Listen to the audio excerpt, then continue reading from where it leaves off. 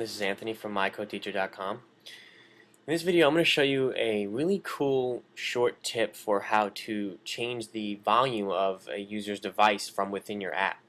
So not too long ago I was working on an alarm clock app for a client, and one of the problems is that the alarm it would have no it wouldn't serve its purpose if the user simply turned their device down once the alarm went off, or if they had their device volume completely down when the alarm did go off to begin with.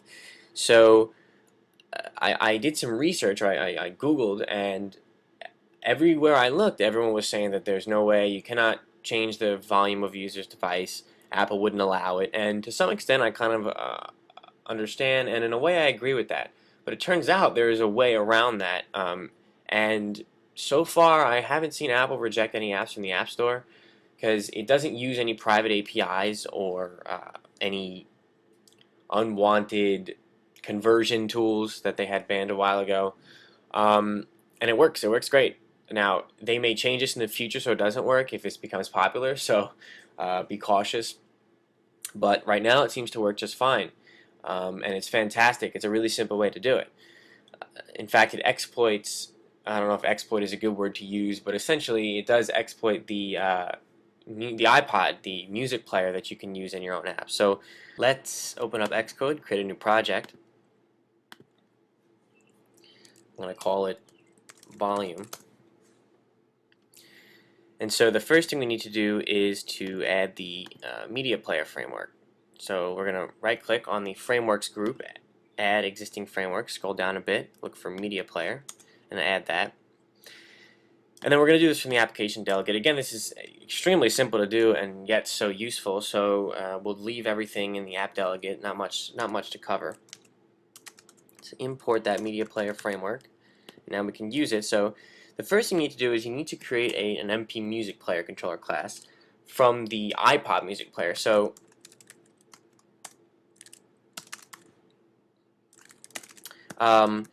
we have this method here, iPod music player, and it actually turns the, as Apple says, the singleton iPod application instance. In other words, essentially there is one instance of the iPod music player running in the background, and when you use this in your own app, it actually just grabs that and uses that instead of creating another instance of the iPod music player. So basically, in a way, you're proxying the real iPod music player app. And so because of that, when you change the volume for the iPod, it actually changes the volume system-wide. Now, I'm not sure if Apple's aware of this, but in the meantime, it works great. So player set volume, and then whatever volume you want. So if you want maximum device volume, 1.0. And that's it. It's as simple as that. So now, when the user launches their app, because you've just done this, the device's volume is maxed out. And it doesn't even show the little window with the bars indicating how high the volume is. It just does it in the background. So if you, for the alarm clock app I did, the idea was it was for people who had trouble getting up, and we needed to make it so that the volume repeatedly stayed high. So in other words, if the user tried to lower the volume, it went right back up. Now, unfortunately, there's no delegate method that informs your application that the user tried to change the volume of their device.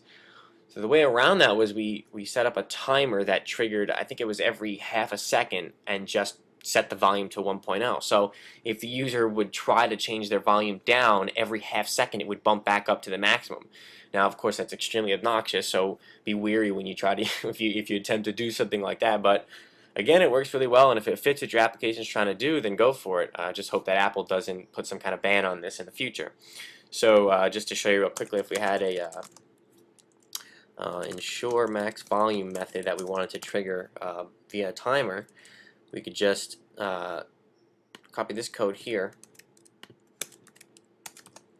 and then set up a timer. So schedule timer with time interval, say every half second.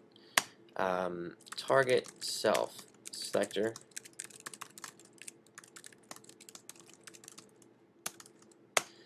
User info, nil, and repeats. Yes, of course you want it to repeat because you want to make sure every half second that the volume is maxed out.